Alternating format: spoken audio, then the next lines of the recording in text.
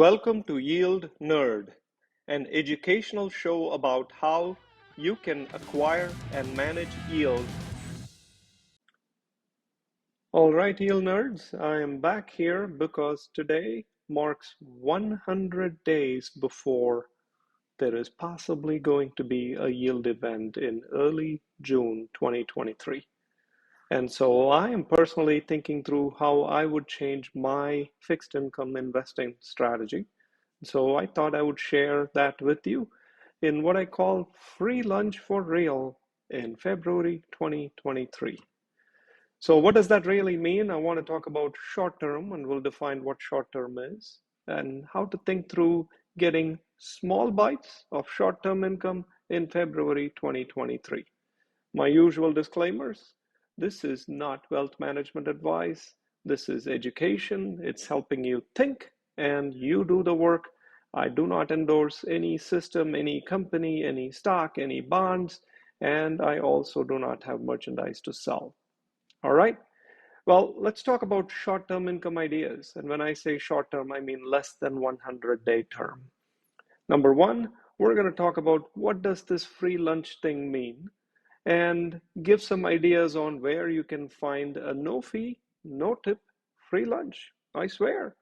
And we will figure out where you go next after that. New visitors to the show, if this is the first video you're watching, there is a playlist called the Yield Income Roadmap or the Passive Income Roadmap. And that literally has in chronological order every show that we have done. And it starts at a very elementary stage, assuming no knowledge of fixed income investing, and builds it up to today. All right, lay of the land in terms of looking at today's options for 100 days or less in terms of your investment horizon. If you only want to invest for 100 days or less, I suppose you can go to a bank. I have no allegiance to any of these banks. I do not have allegiance to bankrate.com. But if you were to go there and say, where can I get, what kind of interest do I get? It's going to throw numbers such as 3.4%, 3.5% APR. And the question is, can you do better? If I had $5,000, can I do better than 3.5%? Well, there are additional problems. Again, I'm not against any bank, but in general, if you deposit anything in a bank, they will say no fees, but that's going to be based on a deposit. That's going to be based on a minimum account duration.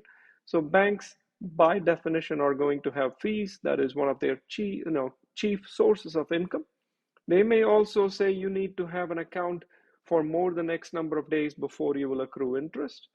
They may say, well, we pay interest on the 7th of each month, and if you withdraw money on the 6th or the 1st or the 23rd, then you're not going to get any interest for the previous period. And some of them, depending on which ones they are, may say you need to have a minimum of X thousand in their account. And so banks have their pros and cons. It's a great industry. The American economy works because of banks. I'm just teaching you how to be a smarter yield investor. So then the question is, if banks pay 3.5%, where can I find something better? So let's talk about that. What is freedom from that scenario? I would say if you have $1,000, you should be able to park it anywhere you want. You shouldn't be constrained by whether you invest for 90 days, 30 days. You should be able to invest for 5 days or 7 days. There should be no fees. And you should be able to close the account any day, any minute, no questions asked. And hey, it would also be really nice if you can make more than 3.5%. If you can do all of the above, it will beat any of the banks offering today, hands down. The question is such an offering in the market? Hint, hint. That's why we're doing this show. So scenario one, let's say you have $2,000 of cash and that is your nest egg and you do not need it for the next 3 weeks. I'm just using that as a simple example. Your actual amount may be 20,000, it may be 1,000, it doesn't really matter. Take the money that you know you're not going to use in the real immediate period, and instead of letting it sit in the bank account and earn 0.3% interest or whatever your bank pays you, is there anything you can do better? Suppose I came to you and said, I only need to borrow your $2,000 for a week, and I'll pay you $8 extra when I come back. Will you take it? Assume that it is a guarantee I am going to give it back to you. For some of you who are new, you may want to go way, way back and listen to this episode where we compare yield investing to a tomato farm. If in a week 2000 becomes 2008, now you have $2008 to play with, and there are ways to think through that. And so the idea is, if you know for a fact you're going to get it back, and if you know for a fact that you don't have any use for that cash in the next week, and you also know that if you change your mind in 3 days or 4 days, you can still earn a fraction of that $8 interest without penalty, why wouldn't you do that? That is the real question. So let's look at scenario two. Let's say you have much more of cash in your account that you do not need for 2 months. Now this is adding up to be a real nice amount of cash for a decent period. And I would come to you and say, I'll pay you 200. Not only that, it is a guarantee that I'm going to give you $25,192 in 2 months. It starts making a difference. And so that is what I'm here to talk to you about, where you don't have fees, you're guaranteed that your money is going to come back. It is very short term during a period that you don't immediately have a need for that cash, and you can sell it on any day and get partial credit. So let's talk about who that buyer is. And it's going to be somebody that you've heard about a lot, the secondary market, not the primary auction market, but the secondary market. And so let's get deeper. And so where do I find the secondary market for 5 days, 7 days, 1 month, 2 months for a very small amount? That's what we're going to see. Quick disclaimer, I'm going to show you screenshots from schwab.com. I do not have any allegiance to them. I don't care whether you use Schwab or not. This is again a concept which is easier to show with real screenshots. All right. So in your brokerage account, you would go wherever it is in order to look at fixed income. On Schwab, you would go research, bonds, CDs, and fixed income. And you would see a screen that looks like this. It would say find bonds. So instead of overview, you would go to find bonds. And once you are in find bonds instead of overview, the next thing you are going to do is switch the bond type. It'll default to munis. You say, I don't want munis, I want treasuries. And for giggles, you're going to say, show me how many bonds you have for the next 2 weeks. Today is the 14th of February. And you're going to say, show me bonds that mature in the next 2 weeks. And there is really no Fed offering for 2 weeks. That's why I'm showing you how to buy it on the secondary market. And so make sure you switch the bond type to treasuries. Make sure you switch the maturity to February, for example. And here come a whole bunch of bonds. And it's sorted a little weirdly. And let me explain what I mean by that. You can look here and say, okay, well, the yield to maturity is 4.518, and it kind of goes down and say, maybe it is sorted in descending order of yield to maturity. It actually is not. It is sorted in descending order of yield to maturity for this given date of the maturity. Meaning for all bonds that mature on 2/21, which is 1 week from today, here is the yield to maturity, here is the best yield to maturity. But voila, there is something interesting you can do. Click on yield to maturity to say, take all the bonds for all of February and show me what the best deal is. Remember, the banks offer 3.4% and there are minimums and you have to wait for a month and. Ta-da! Here is what shows up when you sort on yield. There is a bond that matures on the 28th, 2 weeks from today. Check this out. Yield to maturity, 5.84%. That's what I mean by if you go to the secondary market, you may find something that is greatly different than what is in the primary market, and you are able to pick that up. And as long as you are at the right place at the right time, and there are ways you can set up alerts, you almost get double. It's not exactly double, but you almost get double.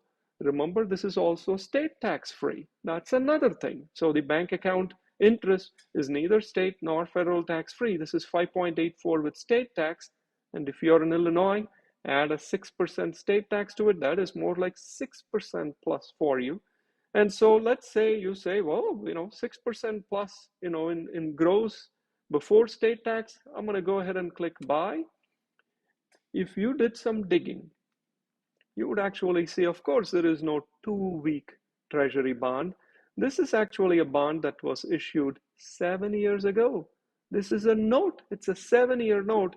The holder of that note doesn't want to wait for 2 more weeks. They are willing to let go of that bond and say, you take it, give me whatever return computes to a 5.84% yield to maturity for a period of 2 weeks. That sounds like a pretty good deal to me after, say, state tax.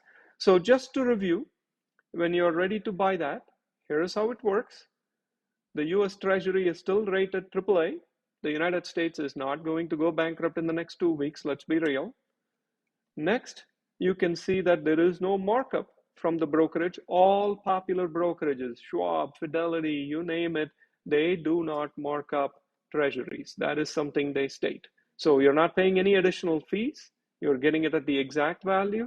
It's a AAA rated bond. The main thing here is you are paying the current holder of the bond the pro rata interest for the previous term. Why is that important? If you sold this bond 3 days later, you would get a pro rata interest back. So there is no penalty to hold this bond. You can literally buy it, no fees. You can sell it anytime you want, state tax free, almost double of what you can get at your bank account. And that is where the free lunch comes. Before you start screaming your head off saying, oh my goodness, I made 6% on 10,000. What is that? 10% on 10,000 is 1,000. I must have made $600. Well, wait for a second. Your 2-week return, remember the coupon was 1.5%. Pardon me, I'm going to scroll back to show you something.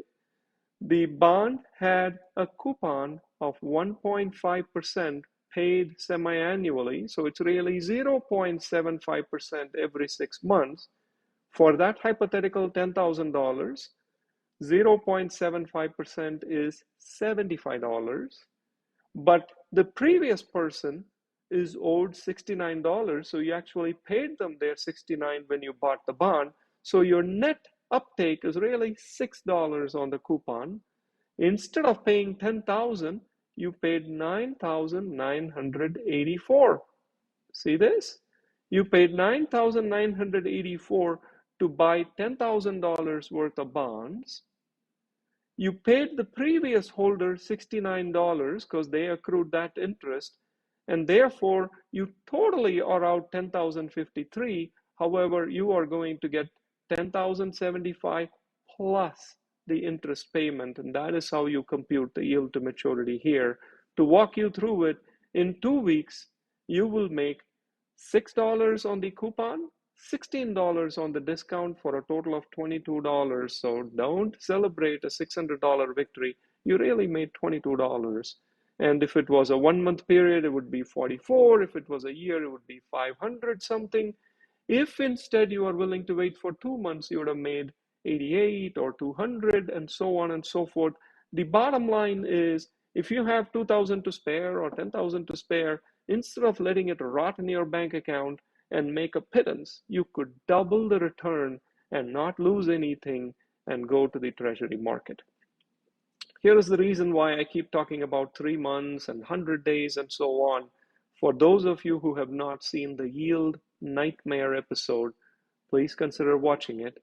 There is a debt ceiling deadline that is coming. There may be very big yield events in June, early June, which is about 100 days from today. Taking longer duration, taking risk is probably not smart for you, me, or anybody else. And so I would keep making the quick lunch money, really short, less than 100-day terms.